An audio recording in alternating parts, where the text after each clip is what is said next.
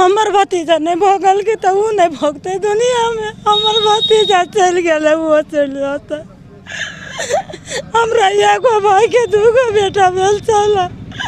अगर इस तरह की समाज में माँ है तो मैं इतना ही कहूँगी भगवान से कि वो कभी जिंदगी में माँ ना बन पाए। बड़ी वाली लड़की जो है वो अभी तो बाहर है खतरे से, और लड़का को अभी कुछ कह नहीं सकते। उसमें उस समय घर पे कौन कौन लोग थे? कोई नहीं, मेरी वाइफ थी और बच्चे थे। कि माँ ने एक फरसा बोलते हैं, फरसा एक हथियार होता है, उस हथियार से इस बच्ची के ऊपर हमला करती है और हमला करने के बाद इस बच्ची को चौकी के ऊपर से नीचे पटक दिया जाता है।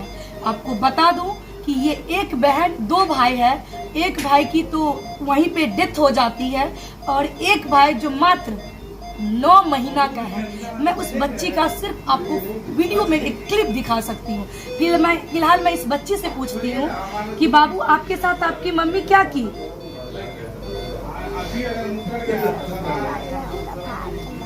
आपके भाई को मार दी। अच्छा, आपके पापा कहाँ थे बाबू उस वक्त? बोरिंग पे थे, बाहर थे आपके पापा। शर्मिंदा है और क्योंकि उस बच्ची के कातिल अभी भी जिंदा है और मैं इसे यही नहीं बख्शूंगी, क्योंकि ये मिथिला के नगरी माँ जानकी सीता की उनकी भूमि पे हुई है, ये बख्शा नहीं जाएगा। इसकी कातिल को हम लोग छोड़ेंगे। नमस्कार, मैं हूँ राजीव गौतम और आप देख रहे हैं धमाल इंडिया न्यूज। इस वक्त की एक बहुत ही बड़ी खबर है जो कि आप लोगों को कहीं ना कहीं किसी माध्यम से पता चला होगा कि एक माँ जो है अपने 3 बच्चों के साथ कैसा व्यवहार किया है और आज जो है वह निजी अस्पताल में अपनी ज़िंदगी और मौत से लड़ रही हैं और उनके पिताजी हमारे साथ हैं। तो सबसे पहले पिताजी से बात करेंगे। क्या नाम हुआ आपका? नवीन कुमार यादव। क्या हुआ जो आज 3 बच्चे जो है, एक बच्चे नहीं है और 2 बच्चे ज़िंदगी और मौत से लड़ रहे हैं, क्या हुआ था? ऐसा कुछ नहीं, फैमिली में छोटी मोटी बातें तो सबको होती रहती है। बात ख़त्म हो गया, सब कुछ अच्छा सा खाना खाए, खाना बनाए, वो भी खाए, हमें भी खिलाए, बच्चे को भी खिलाए, नहलाए धुलाए, कपड़े उपड़े धुले और फिर हमको बोला कि जो आप चले जाइए खेत पे काम करने के लिए। जब हम खेत पे चले गए पानी डालने के लिए तो 1 घंटे के अंदर अंदर में एक कांड मुझे दादी के मदद से खेत पे सुनने को मिला। फिर हम लोग वापस आए तो देखे तो हमारे तीनों बच्चे को गर्दन काट के और नीचे पे धरातल पे पड़ा हुआ है। उठाए तो एक बच्चा तो लड़का मेरा वहीं पे ख़त्म था, ऋषि कुमार नाम था उसका, और 2 में जान था। तो वहाँ से उठा कर के हम हॉस्पिटल लेकर आए। अभी उसका उस समय क्रिटिकल कंडीशन था, हॉस्पिटल में एडमिट कराया। अभी फ़िलहाल तो चल रहा है। बड़ी वाली लड़की जो है वो अभी तो बाहर है खतरे से, और लड़का को अभी कुछ कह नहीं सकते। उसमें उस समय घर पे कौन कौन लोग थे? कोई नहीं, मेरी वाइफ थी और बच्चे थे और मेरी दादी थी तो थोड़ा कान से कम सुनती है और हमारी दादी है। अच्छा, इससे पहले कभी आप लोगों के बीच झगड़ा हो या किसी चीज़ को लेकर के मनमुटाव? झगड़ा नहीं होता, ऐसा कुछ भी नहीं था। ये खबर चली थी कि ये प्रेम प्रसंग का भी मामला बताया जा रहा था, कितनी सच्चाई है इसमें? इस चीज़ का हम पुष्टि अभी नहीं कर सकते हैं क्योंकि ऐसा कुछ हम क्लियरली हम देखे नहीं आँख से, और इस चीज़ का पुष्टि नहीं कर सकते। हाँ, हालांकि उसकी जो बहन का एक लड़का है और इनके पिताजी है, इन दोनों का इस मृत्यु में हाथ है, ये हम कह सकते हैं। क्योंकि जब वो फ़ोन करके हमें धमकी दे रहा है और मृत्यु होने से पहले वही फ़ोन करके बात की थी उससे। अच्छा, वो धमकी दे रहे हैं आपको फिर से? जी। किस लिए? बोल रहे हैं कि जो अगर केस वापस नहीं लिया, अगर हमारी बेटी जेल में जाएगी, हमारी मौसी जेल में जाएगी तो हम तुम्हें छोड़ेंगे नहीं, मार देंगे।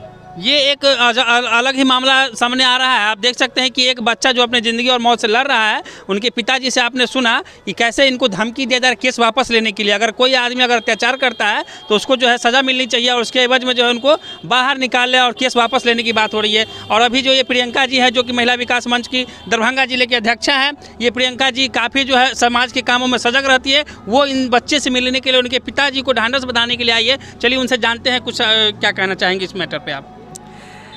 सबसे पहले मैं यही कहूँगी कि लोग कहते हैं और कहावत है कि पुत्र का पुत्र होता है पर माता को माता नहीं होती है, लेकिन इस मामला को देखने के बाद तो ये स्पष्ट है कि पुत्र का पुत्र तो होते ही हैं पर माता भी कुमाता होती है। ये इतना बड़ा कलेजा उसके पास आया कहाँ से? 2 लड़का और 1 लड़की, जिसमें तीनों बच्चे को एक साथ हमला करती है और एक बच्चे को तो वहीं पे मार देता है जान से, वो वहीं पे दम तोड़ देता है। दूसरी बात देखिए कि एक मात्र 5 महीना का और जिंदगी और मौत से जूझ रहा है। 7 जगह मारा है। मैंने देखा जो हॉस्पिटल के अंदर उस बच्ची को, जो मात्र 5 महीना का वो लड़का है, उसको जो मैंने देखा, वेंटिलेटर पे है अभी वो बच्चा, मेरा रूह कांप गया देख करके। मेरा आँख उधर जा ही नहीं रहा था कि मैं उस बच्चे को अच्छे से देख पाऊँ। इतना प्यारा सा बच्चा, इतना मासूम बच्चा है ना, उसका इतना हिम्मत कैसे किया उस बच्चा का जान लेने का, हमें ये समझ में नहीं आ रहा है। आखिर उसके ऊपर क्या ऐसा सवार हो गया कि 3 बच्चे को एक साथ कत्ल करने के लिए उतर गई। वो एक 5 साल की बच्ची जो बेड पे अभी पड़ी हुई है, उसने खुद अपने मुंह से कहा कि मेरी मम्मी मुझे बेड से लेके नीचे उठा के पटक दी, और जब मैंने देखा कि मेरे भाई को लेकर के नीचे पटक दी है, फिर जो मैं भागने की कोशिश की हूँ तो वो एक हथियार से, धारदार हथियार से उसने मेरे ऊपर हमला की है, और जब मैं भागी हूँ तो मेरे ऊपर ऐसे फेंका और फिर मैं वहीं पे गिर गई। वो बच्ची जख्मी है और एक का तो वहीं पे ऑन द स्पॉट मौत हो जाती है, उसको वहीं पे जान से मार दिया जाता है, और 2, एक बेटी और एक मात्र 5 महीना का बच्चा जो ज़िंदगी मौत से जूझ रहा है, वो इस हॉस्पिटल में एडमिट है। और मैं धन्यवाद देना चाहूँगी कि यहाँ के मेडिकल टीम को, यहाँ के डॉक्टर्स को, कि उन्होंने दिन रात मेहनत करके उस बच्चे की ज़िंदगी को बचाने के लिए वो रात का रात और दिन का दिन नहीं सोच रहे हैं, और पूरा टीम उस बच्चे के लिए लगा हुआ है। सबसे पहली बात, धन्यवाद के पात्र ये हॉस्पिटल है, और मेरा इतना ही कहना है कि मामला जो भी हो, मैं अंदर तक गई नहीं हूँ, ऑन द स्पॉट जहाँ पे ये वारदात हुई है वहाँ पे मैं गई भी नहीं हूँ। मैं अब जाऊँगी। जहाँ तक उनके पिताजी से हमें बात पता चली है कि वो महिला बयान दे रही है कि बच्चे का कातिल मेरा पति है।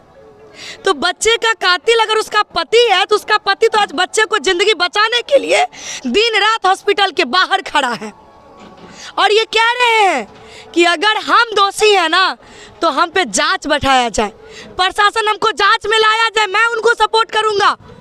नहीं तो जो भी दोषी है उसको बख्शा नहीं जाना चाहिए। एक माँ जो 9 महीना कोख में बच्चे को रखती है और उसके बाद वो जन्म देती है, वो माँ एक दरिंदगी पे उतर आती है, उसे क्या कह सकते हैं। हम यही कहेंगे कि इस मामला को देखते हुए जांच होनी चाहिए, और जांच होने के बाद जो भी दोषी है उस पर सख्त कार्रवाई होनी चाहिए। और मैं इतना ही कहूँगी कि अगर इस तरह की कोई माँ है तो अच्छा है कि वो कभी माँ ना बन पाए। क्या मैं गलत बोल रही हूँ? हमने तो पहली बार देखा है, हमने पहली बार देखा है, और हमें तो घिन आ रही है। जिस जेल के अंदर उस पापी को वो रखा होगा, शायद वो जेल भी उसके लिए कम है। दुनिया में सबसे सुरक्षित स्थान जो होता है वो माँ का गोद होता है, ये कहा जाता है। और जब किसी का बाल बच्चा नहीं होता है तो न जाने कितनी जगह वो ठोकरें खाते हैं। मंदिर मस्जिद से लेकर के, गुरुद्वारे से लेकर के, हर एक हॉस्पिटल को छान मारते हैं कि एक औलाद हो जाए तो घर में खुशियाँ आ जाए, और 3-3 औलादों को यहाँ मौत के घाट सुलाने का काम किया गया है। मुझे तो नहीं लगता है कि वो नॉर्मल परिस्थिति में ऐसा हुआ होगा। उसकी गहन जाँच होनी चाहिए, आखिर बात क्या है वो। बिल्कुल जाँच का विषय है, जाँच होनी चाहिए। देखिए, पति पत्नी का रिश्ता आप भी जानते हैं, थोड़ा मोड़ा खटपट हर घर में चलती है, ये हम डिनाई नहीं कर सकते हैं। भाई गुस्सा आया, मायके क्यों होता है, जाइए मायके 10 दिन रह के आइए, लेकिन इस तरह का चीज़ को, वारदात को अंजाम देना, ये स्पष्ट है कि वो माँ नहीं थी, वो जल्लाद थी। वो माँ हो ही नहीं सकती है, वो दरिंदगी की सारी सीमाओं को पार की है, वो माँ हो ही नहीं सकती है। आपको नहीं लगता इसके पीछे किसी का हाथ हो सकता है? देखिए, इन सब चीज़ को देखने के बाद जब से इनकी पत्नी की अरेस्टिंग हुई है, अभी फ़िलहाल उसकी अरेस्टिंग हो गई है, लेकिन उनके मायके वालों के द्वारा, जैसे कि ये बता रहे हैं, फ़ोन आ रहा है ना आपके मोबाइल पे, उनके मायके वालों के द्वारा इस परिवार को डराया और धमकाया जा रहा है। कह रहा है कि तुम केस वापस ले लो, नहीं तो उस बच्ची को हम जान से मार देंगे, क्योंकि एकमात्र गवाह वो बच्ची है जो खुद आंख से देखी है। 5 साल की वो बच्ची हर एक बात को बता देगी कि वो क्या क्या देखी है आंख से। और जब ये घटना हुआ है ना दिन के 12 बजे, उस समय मैं उस बच्ची से पूछी कि तुम्हारे पिताजी कहाँ थे, तो वो कहती है मेरे पिताजी बोर्डिंग पे थे, मतलब खेत में थे। घर पे कोई नहीं था, मम्मी थी।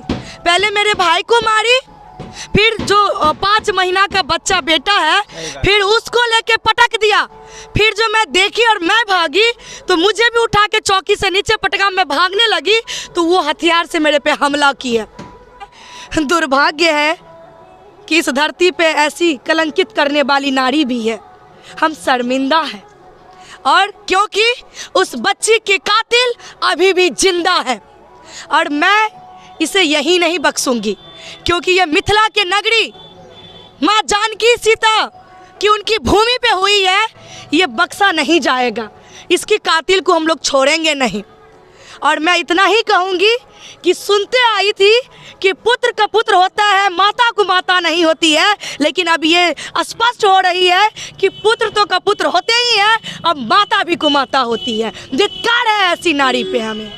ऐसे तो इनको आप लोग जानते हैं कि ये महिला विकास मंच के अध्यक्षा है और महिलाओं की आवाज़ को उठाते हैं, परंतु आज एक महिला के विरोध में ये बयान दे रहे हैं, क्योंकि यही खासियत जो इनको सबसे अलग बनाते हैं। अगर महिला अगर दोषी है तो महिला के ऊपर भी दोषारोपण करने से ये बाज नहीं आते हैं। ये कौन हुए? ये उस बच्ची के जो है सो चाचा जी लगेंगे, अगल बगल के ही हैं। दादा लगेंगे बच्चे के। क्या कहना चाहेंगे इस मामले पे आप? ये मामला पर हम चाहते हैं अन्याय को सच्चाई निकालना चाहिए और किसी को सजाई होना चाहिए। बच्चा को कातिल को जो हो उसका सजाई होना चाहिए। आप उस बच्चे के क्या हुए? ये बुआ लगेगी। बुआ? हाँ, ये बताइए। हम बताबे छी हमर भतीजा नहीं भोगल के तो ऊ नहीं भोगते दुनिया में। हमर भतीजा चल गए, वो चल जाता। हमरा एगो भाई के 2 बेटा भेल चला, अतः भतीजा से दो दलक ओकरी के सजाए चाहिए, और कुछ नहीं हमरा चाहिए। जान के बदला हमरा बउआ के जान चाहिए, हमरा भतीजा के तभी आत्मा के शांति मिलता, और हमरा कुछ नहीं चाहिए। तभी भी उ सब हमरा के घर पर धमकी दैया से हम ओकरा घर पर जाकर नुकसान पहुँचब। बिल्कुल, मैं ये स्पष्ट कहना चाहती हूँ कि अगर इस परिवार को कुछ भी होता है या उस बच्ची को कुछ भी खरोच आता है तो इसका पूरा कसूरवार और इसका पूरा जो दोषारोपण है वो उस परिवार पे जाएगा जो उनके मायके वाले हैं। और सीतामढ़ी थाना के अंतर्गत जो ये मामला आई है वो नज़दीकी थाना भी इसमें होंगे। क्यों? क्योंकि ये एक आवेदन भी डाले हैं कि मेरे परिवार को बार बार धमकी मिल रही है, तो अभी तक वो संज्ञान क्यों नहीं ले रहे इस मामला में? जिस नंबर से धमकी मिल रही है तो उनको अरेस्ट करना चाहिए था, काउंसलिंग करना चाहिए था। क्या कर रहे हैं वहाँ के प्रशासन?